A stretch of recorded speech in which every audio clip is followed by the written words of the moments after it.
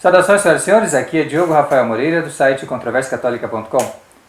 Nesse vídeo, Padre Rodrigo e eu faremos algumas considerações sobre um sermão publicado no site da Fraternidade São Pio X de Portugal e proferido pelo Padre Samuel, responsável pela missão da Fraternidade naquele país.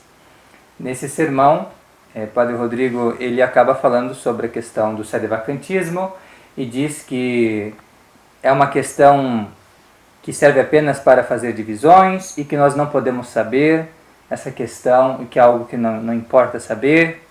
E, bem, isso nos toca, de certa maneira, né, porque a gente é conhecido aqui no Brasil e em Portugal também, eu acho que chegou lá alguma coisa, né, que nós somos conhecidos porque nós falamos justamente da questão do sedevacantismo e dizemos que essa é a posição católica atualmente, porque senão não se poderia ter a estima que um católico tem no magistério, a confiança que um católico deve ter, pelo que ensina a doutrina da igreja, no magistério, se o magistério é essa palhaçada aí que os modernistas estão fazendo dele, né, transformando isso, na verdade, numa escola de perdição. Bom, então, Padre Rodrigo, o que dizer, né, sobre esse primeiro ponto, a questão dos sedevacantistas, eles não produzirem bons frutos, eles serem um joio, que só vem para dividir, para fazer discórdia. O que nós dizemos diante disso? Bom dia a todos, Diogo. Sim. Antes de mais, nós ouvimos de alguns fiéis de Portugal que um grupo havia saído da capela do padre, né? Então tudo isso causou uma certa indignação. Sim. E tem um contexto. Tem um contexto, né? As pessoas estão saindo, das capelas da fraternidade, em especial lá, né, em Portugal. Já tem um grupo que é atendido por um sacerdote que não reza a missa Unacum. Lá em Portugal tem missa no Unacum. Se eu não me engano, um mês, a cada 2 meses, vai um padre espanhol, que é o padre Ribas, e atende esses fiéis lá. E, claro, causou um burburinho lá, e as pessoas começam a perguntar e questionar o padre, né, sobre essa questão da missa Unacum, né, se eles estão em ligação com o modernismo, sobre essa questão de acordo, sobre os escândalos de Bergoglio. Por exemplo, ele até fez um sermão muito forte, a encíclica maçônica, né, do Papa Francisco, entre aspas, né, e condena formalmente, né, as encíclicas, os erros, né, dos falsos papas modernistas, porém não toma a posição correta, não assume a posição correta, nem os princípios católicos, né, ou dos teólogos da igreja. Tristemente, né, vemos esse tipo de coisa acontecer, porque sermão não é lugar de lavar roupa suja, né, ou de falar bobagens, ou falar de escândalos, de grupos de rivais. Isso não tem nada a ver com sermão. Né? Não sei se ele estudou oratória sacra, tá lá, o padre deve comentar o evangelho, não é, a epístola, isso, mas não ficar falando mal dos outros, né, de grupos, nem falar bobagem na hora do sermão. Isso se faz numa conferência à parte, como estamos fazendo aqui, ou se conversa depois com cada um fiel que vem lhe perguntar. Isso é normal, esclarecer as pessoas, né? Não simplesmente fazer como ele diz, né? Essa questão de papa não importa, cada um, né, no cisma do Ocidente havia vários antipapas e cada um escolheu o seu, não é? São Vicente Ferrer, Catarina de Sena, e nem por isso não deixaram de ser santos, com todas essas falácias que nós já cansamos de destruir, né? Sim. Então vivem com isso. E tristemente, num sermão falando das suas viagens turísticas, né, pelo mundo, que passou pelo México, né, e lá no México, né, havia muitos grupos sedevacantistas, e esses grupos, né, viviam se degladiando, sei lá, ou que não tinham formação, né, como até onde eu sei. No meio tradicional, todo mundo sabe que os padres da fraternidade não têm formação nenhuma, que os padres da fraternidade não sabem nem o catecismo de São Pio X, né, o patrono deles. Nem sabem teologia dogmática, não sabem teologia moral. Isso é pelo menos tratado da igreja, se a gente sabe, 0,0, né, que tem má formação. De eclésia ali tá da fraternidade. Triste. Direito canônico. Arrancou fora. Sim. Não, o catecismo, como diz Monsenhor Dolan, os padres da fraternidade não sabem o catecismo. Né? Tá lá, o que é necessário para ser católico, eles não sabem. Isso, e Monsenhor Dolan fala isso, ele mesmo destaca na conferência que nós gravamos lá em outubro de 2018, porque ele recebeu a fé católica não da fraternidade, mas recebeu da época antes do Vaticano II, da mudança, recebeu da Igreja Católica propriamente, a doutrina católica. Não foi da fraternidade. E já pessoas como o Padre Samuel e outros aí, eles veem a fraternidade como o alfa e o ômega, o que é um absurdo, o que é algo que é criar um ídolo, uma falsa imagem de Cristo. Isso aí chega beira a idolatria. Então, não argumentar, né, com a teologia, aí fica um pouco complicado, porque fica é um denegrindo o outro. Se for isso... Exato, vamos dizer assim... Então vamos publicar todos os poses da fraternidade. Vamos começar assim, padre, né? Os movimentos que saem da fraternidade. Né? Todos eles, o sede vacantista, em vários grupos lá na Itália saiu. Eu nunca vi tanta divisão como na São Pio X. Saíram todos da fraternidade. Então, assim, se isso vale para os filhinhos, os rebentos, né? Quanto mais vai valer a fortiori para a mãe, que é o que está gerando essas divisões e tudo mais, porque esse pessoal aí, antes de se dividirem entre si, eles se dividiram da fraternidade. Então, assim, onde que está a divisão ali? Onde é que está a instabilidade? O que está fomentando? O que está deixando eles insatisfeitos com relação à fraternidade? E o pior, não é? A incidência de sedevacantistas que retornam ao modernismo é ínfima em comparação à incidência de pessoas da fraternidade que retornam ao modernismo, que é muito pior que qualquer sedevacantismo, qualquer coisa, muito pior, como grupos inteiros, Fraternidade de São Pedro... Foi o primeiro grupo, um grupo numeroso de sacerdotes e seminaristas, quando Monsenhor Lefebvre consagrou os 4 bispos sem um mandato apostólico. Então foi uma das grandes primeiras divisões, fora dos sedevacantistas, que tinha sido antes. Né? Os americanos, lá o pessoal do Instituto Mater Boni Concili, mesmo Monsenhor Guérac de Laurier, que era professor em Econe também, Padre Barbara, Abbé Quash e tantos outros. Né? Depois a Fraternidade São Pedro, que foi a primeira, né? Um grupo enorme, o Mosteiro do Barru, também na França. Verdade. Depois também o IBP, que é um dos casos mais recentes, do Bom Pastor com o Padre Laguerre. Verdade. O Lanier também, foram sacerdotes ordenados por Monsenhor Lefebvre. E assim vai, Campos, não é? Do Castro Maia também, a mesma coisa. Isso. Divisões. Isso porque embora para eles, para o Padre Samuel e outros fanáticos aí por essa questão, esse ídolo que eles criaram na cabeça deles, né? Essas questões não importam, para um católico, ser fiel ao verdadeiro vigário de Cristo na Terra, não é? Ou então não seguir um impostor, isso importa, com toda certeza, é uma questão que realmente importa, porque se uma pessoa, se vamos supor que o Bergoglio é o vigário de Cristo na Terra, é um papa, não é a fraternidade que a gente tem que seguir, é ele que a gente tem que seguir. Exato. Na verdade, é lógico, para se salvar, não tem nenhum catecismo que você tem que seguir o Monsenhor Lefebvre. A fraternidade de São Pedro. Está ali que tem que seguir o Papa. Então, se ele é o Papa, tem que seguir aquilo ali. Exato. Agora, evidentemente, a Igreja já tem critérios muito objetivos para a gente identificar se a gente está diante da Igreja Católica ou se a gente está diante de uma seita satânica, impostora, cheia de infiltrados. Tem critérios objetivos e os sedevacantistas utilizam isso e conseguem não só escapar do modernismo, mas também desse erro da fraternidade, né, que no fim leva as pessoas de volta para o modernismo. Porque se para um ou outro fanático acéfalo que não pensa, né, isso realmente não importa, para a maioria das pessoas isso importa. O católico normal que lê o catecismo, isso interessa, com certeza. E os fiéis estão emparedando os sacerdotes da São Pio X, porque Bergoglio, de maneira evidente, ele é um herege público e manifesto, né? Que esse é uma outra ignorância, né, dos padres da fraternidade. Eu digo ignorância no bom sentido, que eu acho que eles são ignorantes. Na melhor das hipóteses. Para não dizer que eles são hereges cismáticos, então eles são ignorantes. Né? Dizem por aí que o Bergoglio cai como heresia material, é um herege material, que ele não tem intenção de ser um herege público, que só a igreja é que pode dizer quem é um herege público ou não, se é heresia material, se é heresia formal, eles não sabem isso.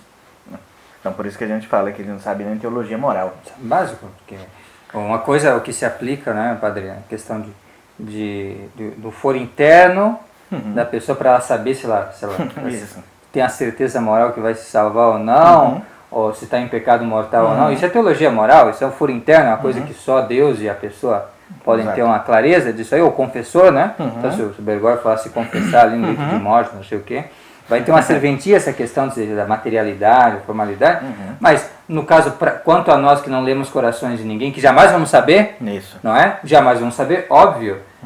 Como é que a gente vai basear? A igreja, quando for julgar o Bergoglio, ela vai julgar se ele é material ou formal? Claro que não. Vai julgar se ele foi um herege público, se ele cometeu publicamente crimes contra a igreja.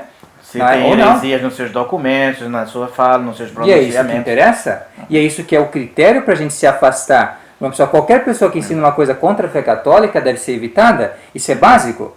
Não é? Então, assim, como é que você vai confiar, né, no ensinamento de uma pessoa que está ali dizendo coisas explicitamente condenadas pelo magistério da igreja, como essa questão da Fratelli Tutti, óbvio, mas tantas outras, tantas e tantas outras. E como esperar algo, eles mesmos, os padres da fraternidade, dizem que a igreja está em crise. Que a igreja católica está em crise. Isso. Então, como esperar um anátema, né, uma condenação formal de uma igreja em crise, de uma igreja herética e modernista? Isso é uma palhaçada. Não, e como amar uma igreja que fica em crise durante 60 anos, deixando os fiéis na mão, não é assim, sem saber para onde ir, sem saber no que acreditar. Como crer que essa foi a igreja estabelecida pelo Nosso Senhor, que disse que eu estarei convosco até o fim dos tempos? Como ter isso? Se uma igreja que fica 50 e poucos anos em crise, né, como é que isso pode ser igreja católica? Claro. E isso é tão ridículo. E se todo mundo sabe de onde que eles vieram, o que eles estão fazendo, qual que é a formação que eles tiveram, Montini, Roncalli, todo mundo sabe disso. Eles sabem, talvez melhor do que nós ainda, lá na Europa. E isso é ridículo, você achar, não é, que a Santa Sé vai enviar documentos de comunhão para todos os indivíduos. Por exemplo, o pessoal da seita aqui, que vai numa seita protestante aqui em Juquitiba, né? Então eu não posso chamá-los de herege porque a igreja ainda não emitiu um juízo sobre se essa seita aqui ela é herética ou não. Então eu não posso falar mal, não é, dessa comunidade nova aqui, porque a igreja não se pronunciou. Ridículo, nesse caso. Sim. Minha tia, por exemplo, né, primas que estão no protestantismo, eu não posso chamar de hereges formais e protestantes, porque, né, a igreja não se pronunciou ainda sobre o caso deles. Né? Então, é ridículo, né? Por isso que a igreja utiliza isso, heresia formal e material. A heresia formal é quando você diz algo herético sem saber que aquilo é herético e foi condenado pela igreja. Inocentemente, você aprendeu uma coisa ou ensinou uma coisa, né, que você achava que aquilo era verdadeiro e válido, ou que não tinha sido anatematizado ainda pela igreja, não descobriu isso, e às vezes, não é, as pessoas acreditam nessas coisas, né, que há um só Deus, né, que Deus é amor, que a religião não salva ninguém. Ignorantes que nunca frequentaram um curso de teologia, não conhecem a Sagrada Escritura. Então, para isso, não é, há uma heresia formal, que não deixa de ser heresia, né, heresia material, perdão, e que não deixa de ser um pecado de heresia. Publicamente são hereges e como se diz, a pessoa que está numa seita dessa, ela é implicada, não é? Ela pode ser herege material, mas está fora da igreja. Exato. Porque o herege material, isso que o pessoal não entende, que isso é discutível pessoal, mas o herege material está objetivamente fora da igreja. Ele não é considerado membro da igreja. Isso. Não é? Então, e ele tem a obrigação de descobrir a verdade, não é? E sanar aquela dúvida, daquele erro que ele tem. Já o herege formal é aquele que nega mesmo com pertinácia as verdades católicas. Por exemplo, não é, como esses falsos papas, né, essa falsa hierarquia Novus Ordo, que diz que a missa tridentina é uma missa enfadonha, uma missa chata, que essa missa tinha que acabar mesmo, não é, que tem que se revolucionar a igreja, não é, que a maçonaria é boa, que os princípios da maçonaria são bons, que a igreja não tem que mais condenar essas coisas, que o concílio veio para destruir a igreja antiga e fazer uma igreja nova. Então tudo isso chama-se heresia formal. Eles sabem o que era a igreja, o que era a liturgia católica, a Santa Missa, não é, a doutrina católica, o dogma católico, e preferem rejeitar formalmente tudo isso em prol, não é, de uma doutrina já anteriormente condenada, seja o liberalismo, né, seja o modernismo, a francmaçonaria, seja lá o que é que for dessas doutrinas, eles preferem uma falsa doutrina do que a doutrina católica revelada. E eles ensinam isso de maneira pública, veiculam isso por todos os meios, não é, que a igreja se utilizava, como encíclicas, bulas, pronunciamentos, dogmas, né? Por exemplo... É uma falsa igreja edificada ali, naquela base, sim. E fora as novas canonizações também, que até, por exemplo, quem criou o modernismo, quem instaurou o modernismo na igreja é até canonizado. Montini, Roncalli, né, Karol Wojtyla, toda essa gente herética é canonizada. Não somente eles, né, mas quando se canoniza um santo, né, é diferente de um mártir. Então, um santo, por exemplo, quando alguém canoniza uma pessoa, ela está no céu, isso é certeza, né? A igreja é infalível nas canonizações. E não somente essa pessoa está no céu, como também ela é um exemplo a ser seguido aqui na terra.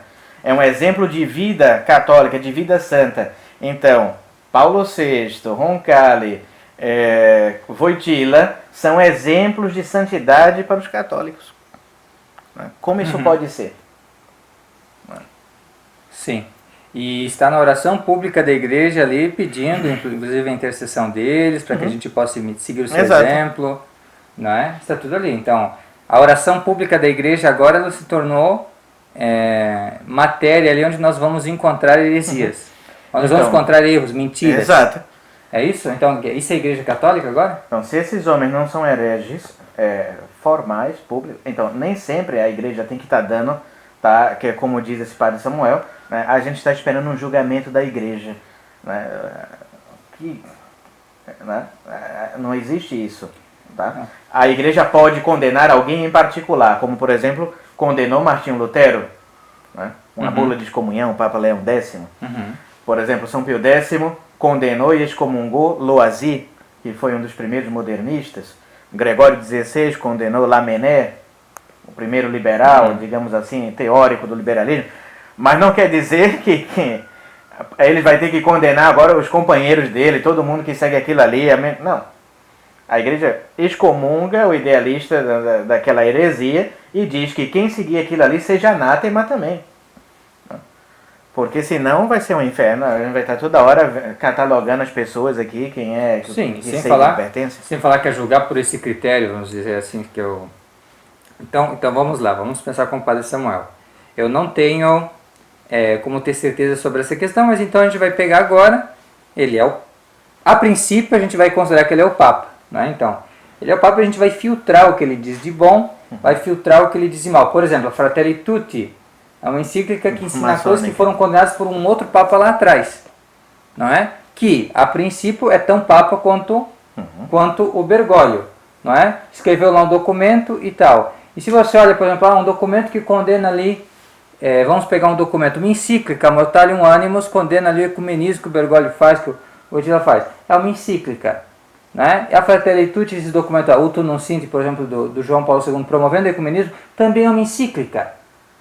Então você tem duas opiniões, não é, dos papas, vamos dizer que não é para eles ainda, é algo que eu posso filtrar. Aí, o da fraternidade vai querer filtrar, dizer que não, aquilo ali não serve do Bergoglio, mas o modernista pode dizer muito bem, não serve esse do Mortalium Animus, que está ultrapassado, né, e agora a gente tem outra encíclica aqui, que está dizendo coisa melhor. Como é que fica essa questão, princípio de não contradição, se é mesmo o Papa e tal, e como é que é isso aí? Quer dizer, o magistério parou de funcionar? Ou então, as encíclicas lá tinham um valor maior do que as encíclicas hoje? Como é que pode ser tudo Papa? Como é que você está usando uma encíclica do passado como encíclica... Por quê? O que na nossa época, o Espírito Santo não age na igreja, então agora eu tenho que pensar assim, e naquela época de Pio XI funcionava.